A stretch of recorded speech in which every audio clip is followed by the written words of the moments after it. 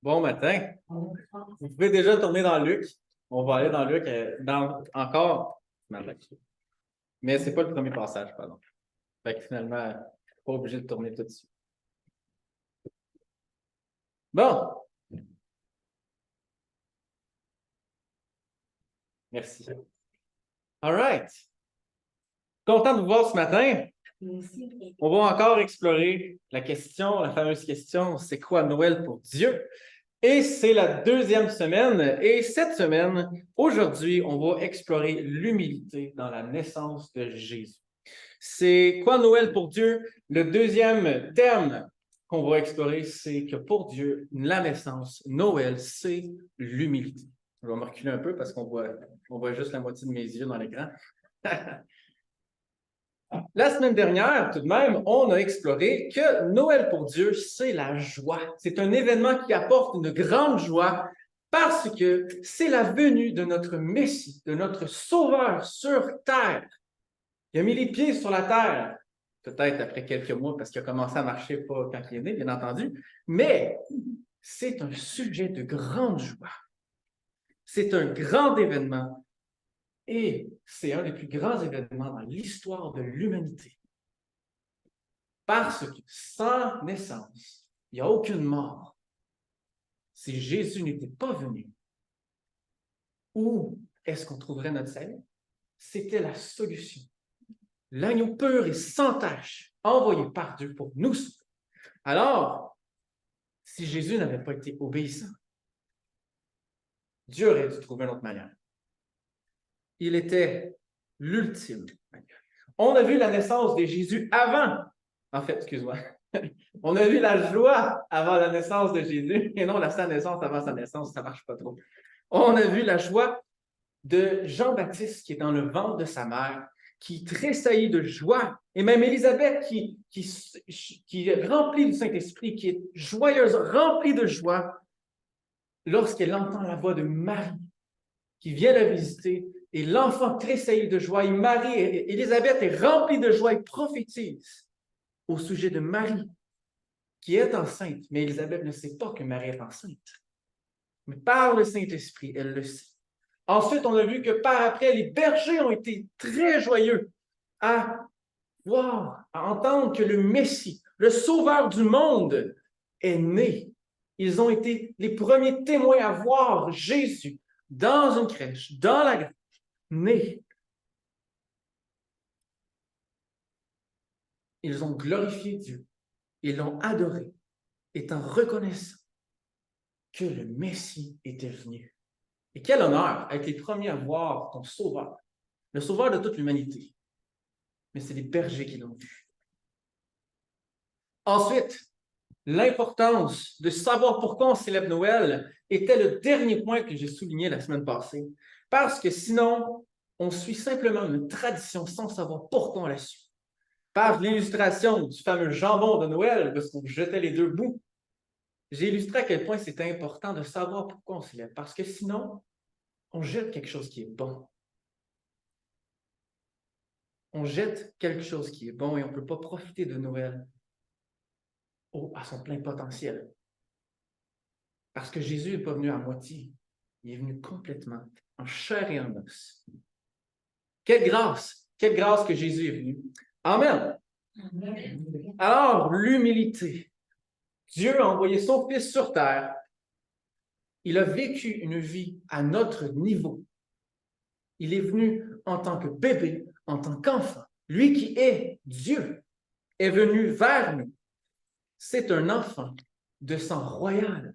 On le voit dans le livre de Matthieu, où Matthieu démontre ici la généalogie de Jésus, où Jésus est de la lignée de David, le roi David, pas n'importe quelle lignée, mais ici c'est le roi David. Jésus est doublement, bon, je vais dire roi ici, il est doublement roi, parce que Jésus est le Fils de Dieu, qui est le roi des rois. Le Seigneur des seigneurs, c'est Jésus. Dieu est roi, et David aussi, sur cette terre, était roi. Alors, il est roi deux fois, c'est intéressant. Maintenant, pour parler de la naissance de Jésus, juste avant d'aller dans les passages bibliques, j'aimerais juste illustrer c'est quoi une naissance royale dans notre monde. Alors, tu peux mettre la première diapositive et je vais le faire en illustrant la naissance du premier-né du prince. C'est William.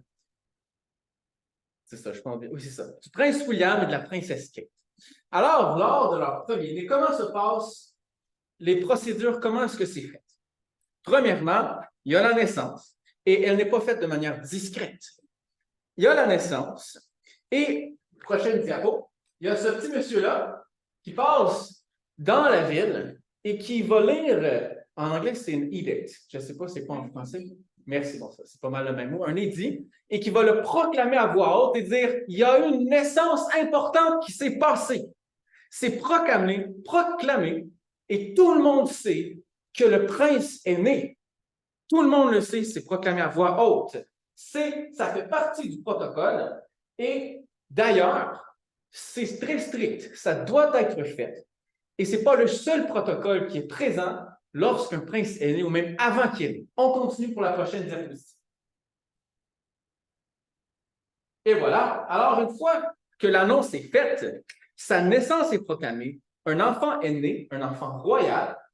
Maintenant, la foule célèbre la naissance du premier enfant. Et c'était ce qui s'est passé, c'est la célébration. Tout le monde est heureux. C'est un événement. On voit ici, là, c'est très petit, là, c'était mieux sur mon petit laptop. Mais on voit là, la clôture ici qui entoure le palais, là, on voit des petits points blancs, là, c'est plein de personnes. C'est tout le monde qui s'est assemblé pour voir ce qui allait se passer ensuite. C'est un événement de grande joie, de fierté.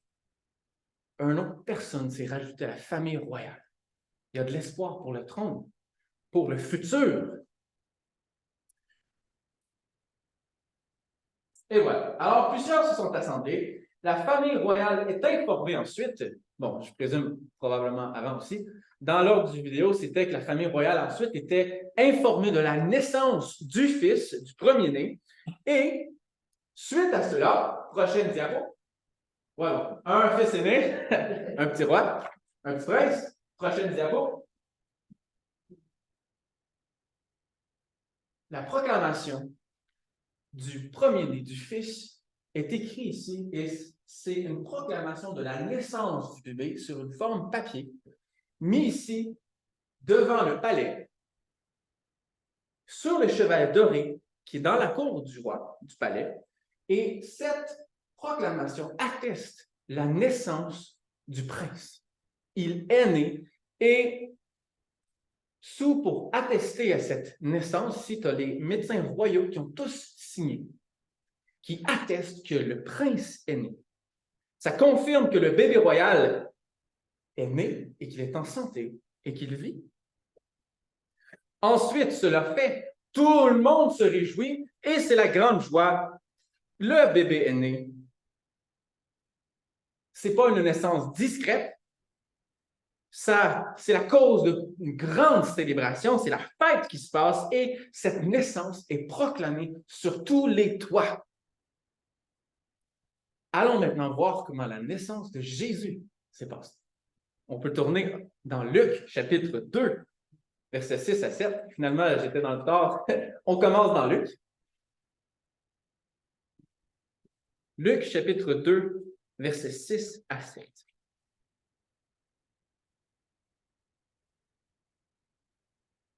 C'est la naissance de Jésus. Et ici, on voit que César ordonne un recensement. Joseph et Marie s'en vont vers Jérusalem pour aller justement faire leur devoir en tant que en tant que membre de la famille de David. Alors, c'est ça, ils vont à Bethléem pour faire cela. Et verset 6, pendant qu'ils étaient là, le temps où Marie devait accoucher arriva. Et elle enfanta son fils premier-né. Elle l'emmaillota et le coucha dans une crèche parce qu'il n'y avait pas de place pour eux dans l'hôtellerie. Il n'y a aucune place où Jésus peut être né. C'est un bébé royal. Jusqu'à présent, sa naissance n'est pas proclamée. Du moins pas par les hommes. Il n'y a aucune place dans l'hôtellerie. Sa mère est en train d'accoucher. C'est le bébé royal. Il n'y a aucune place pour que Jésus, ou Jésus puisse venir au monde de manière qui est saine, si on veut. C'est un descendant de la lignée de David et c'est le Fils de Dieu. Mais il n'y a aucune place pour que cet enfant puisse naître. On fait dur, hein? Alors, l'humilité. On voit ici l'humilité dans l'endroit où Jésus est né. Il est né avec des animaux. Il est né dans une grange. Il n'est pas né dans une plage de luxe. Il n'est pas né dans un palais. Il est né dans une grange. Il n'y avait pas d'autre place. C'est là que Marie et Joseph se sont réfugiés. Jésus a pris son premier respire là où il y avait les pires odeurs. Là où les animaux étaient. C'est là où un animal, c'est pas aussi propre qu'un être humain. C'est debout, ça fait ses besoins, ça reste pas mal là jusqu'à ce qu'un être humain ramasse tout après. C'est pas tout beau, tout jaune avec de la paille partout. Non, souvent la paille est très sale. On passe pas, on lave pas la paille au vin, au monsieur net. Non, la paille est sale. Elle est là pour répondre aux besoins des animaux aussi. Alors, c'est là où Jésus est né.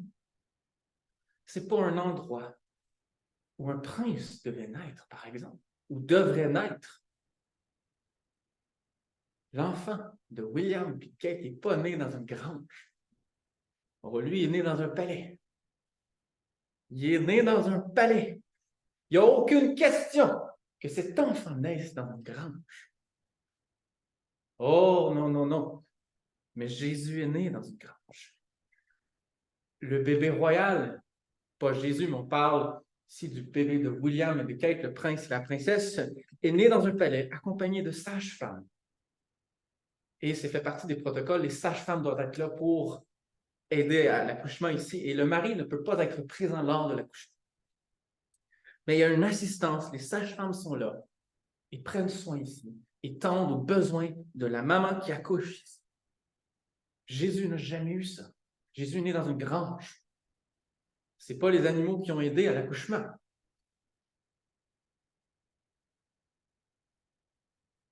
Quelle naissance humble. Il est venu sur cette terre. On voit aussi l'humilité. Dans son premier lit, Jésus a été emmailloté. On le voit ici dans les versets. Verset 7. Marie, sa mère, emmaillota son fils premier-né. Elle enfanta son premier-né. Elle l'emmaillota et le coucha dans une crèche parce qu'il n'y avait pas de place pour eux dans l'hôtellerie. Elle l'a couché, elle l'a emmailloté et elle l'a couché dans une crèche. La crèche ici, c'est la mangeoire pour les animaux. C'est là où la nourriture des animaux est placée pour que les animaux viennent manger. Et c'est là-dedans que Jésus a été placé après être né.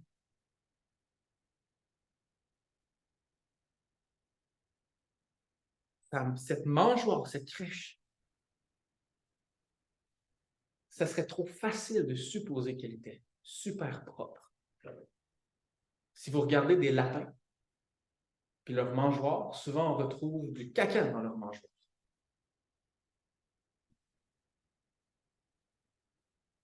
La mangeoire n'était pas propre. Peut-être dans le meilleur des mondes, mais tout est partout. Une mangeoire, c'est jamais propre. L'animal se nourrit là-dedans et l'animal lui-même fait ses propres besoins dans sa mangeoire. Jésus fut placé, emmailloté et placé dans une crèche, dans une mangeoire animale. Et les premiers jours où l'enfant est né, c'est là où il est le plus fragile.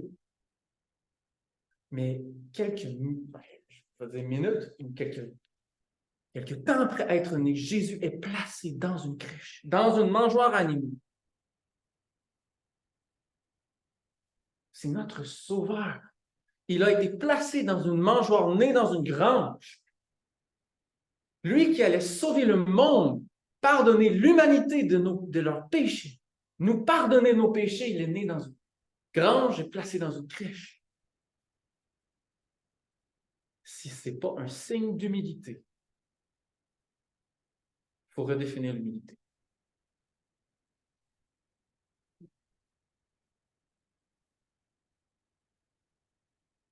L'humilité résonne dans cette naissance. On voit également ici une humilité dans le dépouillement que Jésus a dû faire pour venir sur cette terre en tant qu'homme. Et on peut tourner dans Philippiens chapitre 2, versets 5 à 7.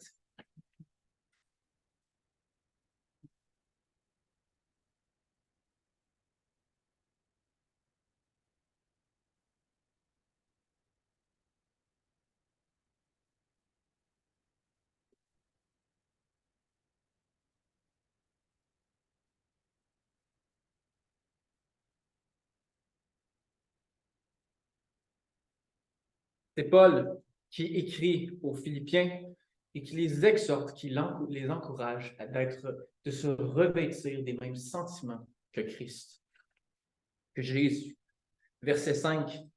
Ayez en vous les sentiments qui étaient en Jésus-Christ, lequel, existant en forme de Dieu, n'a point regardé comme une proie à arracher d'être égal avec Dieu, mais s'est dépouillé lui-même en prenant une forme de serviteur, en devenant semblable aux hommes, et ayant paru comme un simple homme, il s'est humilié lui-même, se rendant obéissant jusqu'à la mort, même jusqu'à la mort de la croix. Christ s'est dépouillé. Lui qui était Dieu s'est fait chair. Il est venu sur cette terre en tant qu'homme. Il a subi la même naissance. Il est né d'une femme. Et cette naissance a été faite dans les pires conditions. Mais il est venu sur cette terre dans la manière la plus humble, dans l'endroit le plus humble.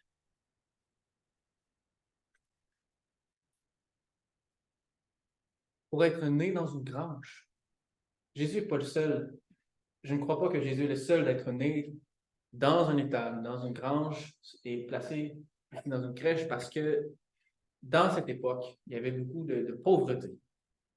Alors, je ne pense pas que Jésus est le seul d'avoir eu sa naissance dans une grange. Mais on peut s'entendre que c'est une des places avec les pires conditions pour naître. Et Jésus est né là. Il a pris forme. Il est venu en tant qu'homme. Il est venu accomplir l'œuvre qui a le potentiel, moindrement que nous y croyons, de sauver l'humanité toute entière.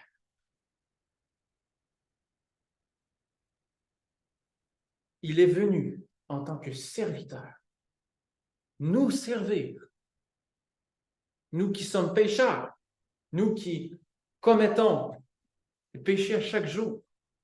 Il est venu pour amener l'espoir dans ce monde.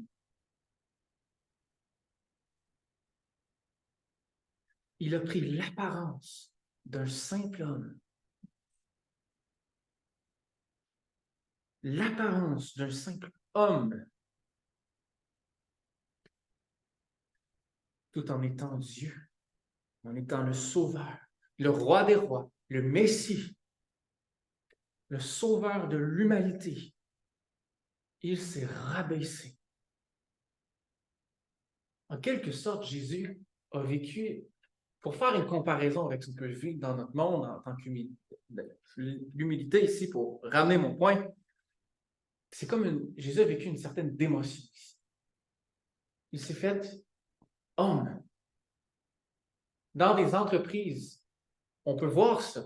Des fois, on monte dans la compagnie et lorsqu'une personne ne veut plus faire les tâches dans lesquelles il a été promu pour faire, ou lorsqu'il ne fait juste pas les tâches, alors il est il se fait démettre de ses fonctions et il y a une démotion qui se passe. C'est un coup d'orgueil. Ça fait mal. C'est pas juste une baisse de position, c'est aussi une baisse de salaire. Ça fait mal aussi. Mais souvent, ces personnes qui vont vivre cela, soit ils changent de compagnie. C'est très rare qu'ils vont rester dans la même compagnie. Et souvent, c'est une démission qui suit après et on change d'emploi. On change de compagnie. Mais Jésus ici, bon, juste pour, en fait, dans la démotion, on sait ce que la personne délaisse parce que c'est quelque chose qui est clair. Jésus ici a délaissé sa position en tant que Dieu dans les cieux, est venu en tant qu'homme subir les effets du péché, ne péchant point par contre, mais vivre dans un monde où le péché abonde, sachant que le monde dans lequel il s'enlignait pour aller n'a aucune idée de ce que lui a abandonné dans les cieux pour venir sur terre. Mais il a abandonné ce que nous ne pouvons jamais abandonner. On ne sera jamais Dieu. Nous n'avons aucune idée de ce que Jésus a dû mettre de côté, a dû abandonner pour venir sur terre pour nous sauver. Quelle humilité! Il a pris l'image, l'apparence d'un simple homme. D'un simple homme. Mais il n'était pas qu'un simple homme.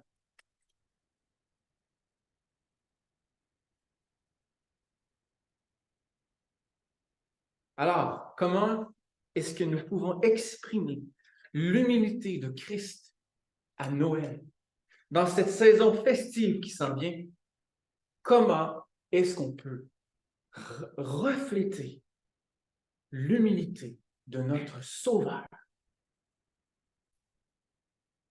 Je ne sais pas si vous avez ça chez vos voisins, mais souvent, je me rappelle, quand je vais chez mes beaux-parents, il y a toujours un coin où on passe, il y a 2 speed bumps, et on voit ici la compétition entre 2 voisins où il y a des lumières sur les maisons, ça doit coûter un méchant bill d'électricité par Noël. Mais c'est la compétition. L'image en vaut pour beaucoup. C'est la compétition. On sort les décorations de Noël, on met toutes les lumières, puis ah ouais, on s'y donne pour la peine. Puis c'est pas grave, le bill d'électricité qui vient après, c'est divisé par nous. Dépendamment comment vous choisissez de payer votre électricité. Mais Jésus ici, excuse, non, je saute du coq à l'âne. Bon, les lumières, l'image, l'apparence. Jésus ne s'est pas fié à l'apparence. Il a pris l'apparence de ce qui n'était même pas son apparence. Comme ça, il pouvait se mettre à notre niveau et vivre ce que nous vivons. Il s'est mis à notre niveau, a vécu une vie parfaite. Malgré ça, Jésus comprend tout. Jésus ici ne s'est pas fié à l'apparence pour venir sur cette terre. Parce que s'il avait démontré qu'il était le sauveur, on l'aurait su.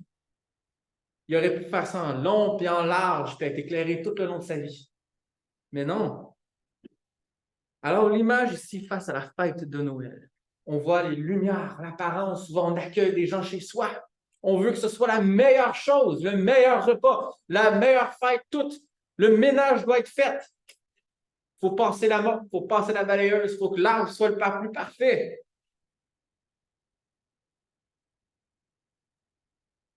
On fait les soupers de Noël, on décore nos maisons. L'apparence est importante pour beaucoup. Il y a une certaine pression avec Noël qui vient ici. L'apparence. Et c'est facile de laisser l'orgueil embarquer là-dedans. De laisser tellement l'apparence prendre la place qu'on oublie que sans humilité dans la soumission de Jésus, on n'aurait pas eu de sauveur sur terre.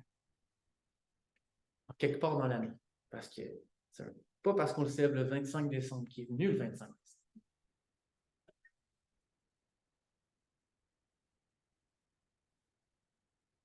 On n'a pas besoin de décoration pour célébrer la naissance de notre Sauveur.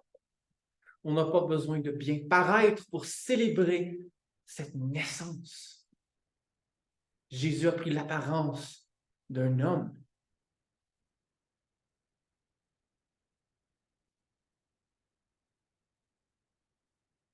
Il est né dans une grange accompagné de vaches, de cheval, de chèvres, de poules. Je peux vous garantir que les poules ne faisaient pas du lait. Les poules, c'était dans la grange. Je vais arrêter là. Mais Jésus est né. Il a choisi les premiers pour venir. Dieu a choisi les bergers pour venir attester à la naissance du Messie. Il était les premiers. Ils ont trouvé le Messie dans une crèche, emmailloté, humble.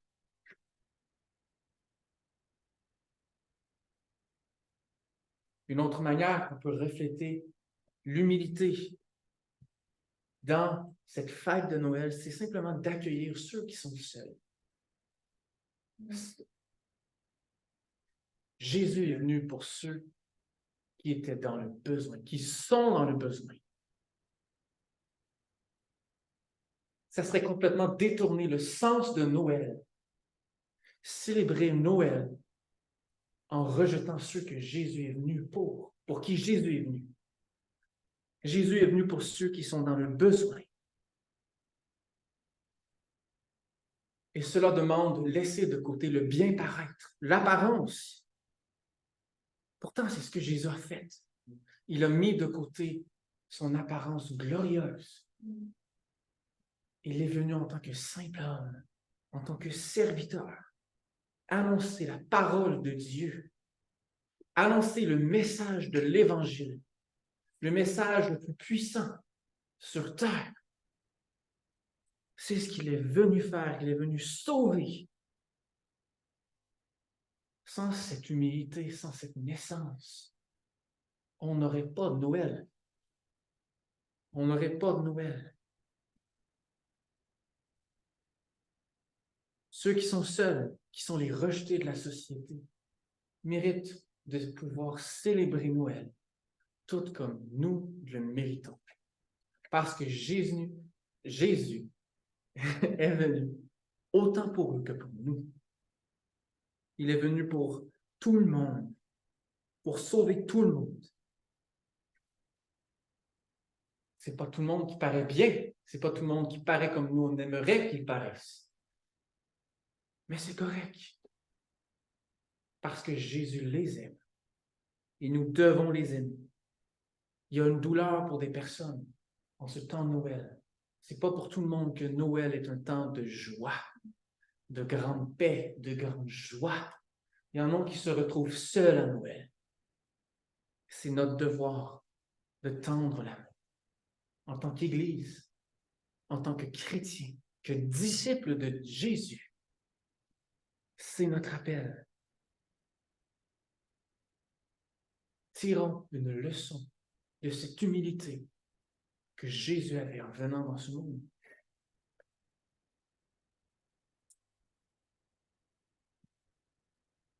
Troisième manière qu'on peut refléter cette humilité, l'humilité de Christ, c'est de se revêtir des sentiments de Jésus. Et c'est ce que Paul encourage les Philippiens à faire ici dans Philippiens chapitre 2, et je reviens ici au verset 5 à 7. Verset 5, il le dit clairement, c'est « Ayez en vous les sentiments qui étaient en Jésus-Christ. » Nous devons nous revêtir. Mais ce n'est pas simple, se revêtir des sentiments qui ne nous sont pas naturels. Jésus s'est revêtu. De quel sentiment au juste? Oui, il y a l'humilité, mais il n'y a pas juste l'humilité. Et Paul va décrire ces sentiments avec lesquels Jésus-Christ s'est revêtu dans Colossiens chapitre 3, verset 12. Je vais juste le lire, pas obligé de tourner. Ainsi donc, comme des élus de Dieu, saints et bien-aimés, revêtez-vous d'entrailles, de miséricorde, de bonté, d'humilité, de douceur, de patience. Sans ces sentiments, l'impact de Jésus n'aurait pas été là. Sans ces sentiments, Jésus ne serait pas venu sur terre. On était déjà une cause perdue avant qu'il vienne. Il est venu pour nous, par contre, parce que pour lui, nous sommes plus qu'une cause perdue. Pour lui, nous sommes ses enfants, des enfants de Dieu, utiles à toute bonne œuvre, utiles à propager le message de l'Évangile, utiles à célébrer sa naissance. Jésus est venu. Il nous a pardonné par sa mort. Il est venu naître dans ce monde. Il s'est empreint de sentiments qui ne sont pas de ce monde. Parce que ce monde est rempli de péché, du péché, de sentiments qui viennent du péché. Et ça, c'est les sentiments contraires à ce que Jésus avait. Les sentiments que Jésus avait. C'est pas la miséricorde, c'est pas la bonté, c'est pas l'humilité, ce n'est pas la douceur et ce n'est pas la patience. Le monde n'est pas rempli des émotions de Jésus. Mais nous le pouvons parce qu'il est né et parce qu'il est mort pour nous. Parce qu'il a choisi de descendre sur terre et devenir en tant qu'être humain. Jésus aurait aussi pu choisir de venir en tant que savant, connaissant toutes choses et prêchant toutes choses dès la naissance. Ou il aurait pu choisir de juste apparaître en tant qu'homme. Mais il est venu en tant que bébé, en tant qu'enfant. Il a vécu les étapes de l'enfance. Jésus, à un certain moment donné, se rend dans le temple. Il va écouter les pharisiens parler. Il va parler, discuter avec eux. Et eux vont être surpris de la connaissance de ce jeune homme, de cet enfant. Ils sont surpris de... Mais wow! Quel enfant sage! Quel enfant qui connaît, qui est rempli de sagesse, de connaissance. Jésus connaissait déjà les Écritures, même avant d'être né sur terre. Il a pris l'apparence d'un homme. Il est venu en tant que serviteur. Il a choisi de se soumettre à l'apprentissage des Écritures. Quelle humilité! Nous devons chercher à pratiquer ces sentiments, à les appliquer à nos vies, à nos contextes différents. Chacun a son contexte.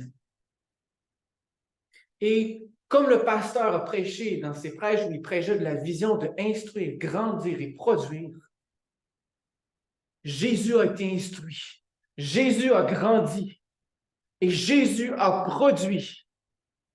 Il a produit le plus grand message de l'humanité.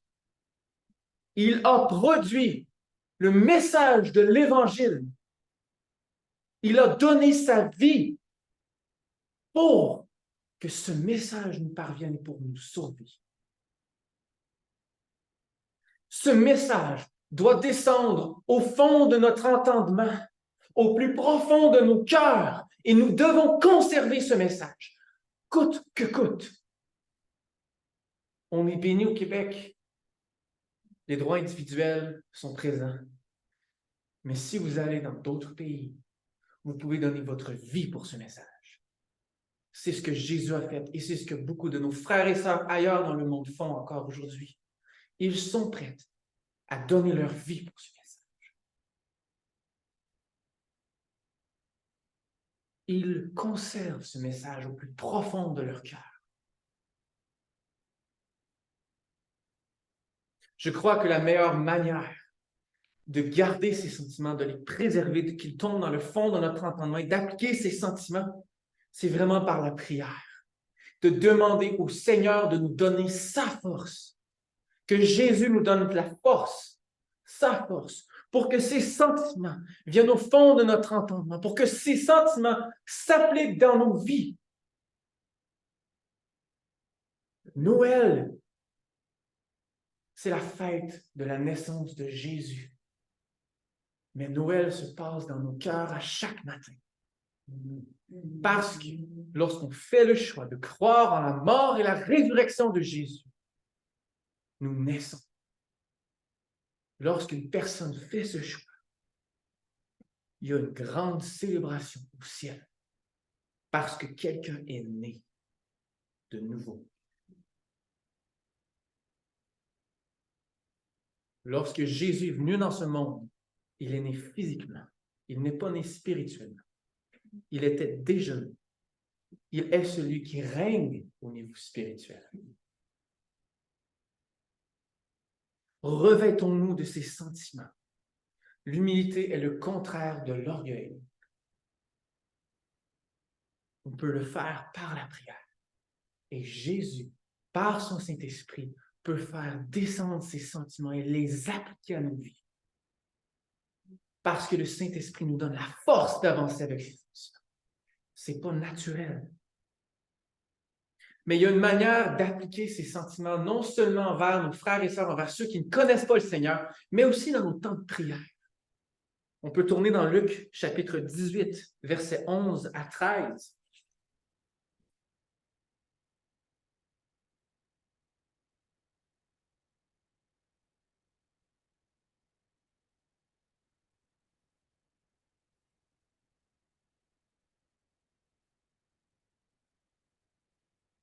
On voit ici un pharisien qui prie et on voit un publicain qui prie. Il y a une différence entre les deux prières ici. On va commencer au verset 10. Deux hommes montèrent au temple pour prier. L'un était pharisien et l'autre publicain. Le pharisien, debout, priait ainsi en lui-même. « Ô Dieu, je te rends grâce de ce que je ne suis pas comme le reste des hommes, qui sont ravisseurs, injustes adultères, ou même comme ces publicains. Je jeûne 2 fois la semaine. Je donne la dîme de tous mes revenus. » Le publicain se tenait à distance, n'osait même pas lever les yeux ni au ciel, mais il se frappait la poitrine en disant « Ô Dieu, sois apaisé envers moi, qui suis un pécheur. Je vous le dis, celui-ci descendit dans sa maison justifié, plutôt que l'autre, car quiconque s'élève sera abaissé, et celui qui s'abaisse sera élevé. » Le pharisien avait une position d'orgueil dans ses prières. Le publicain est venu au Seigneur avec humilité, de toute humilité. C'est là qu'il est venu, il s'est mis à genoux. Il n'a pas pris le temps de dire tout ce qu'il faisait pour être justifié. Le pharisien ici démontre au Seigneur et il se met à justifier pourquoi. Pourquoi il est sauvé. Pourquoi il est juste. Pourquoi il mérite son ciel. Il est venu pensant qu'il le méritait déjà, qu'il avait déjà son ciel et qu'il ne pouvait jamais le perdre.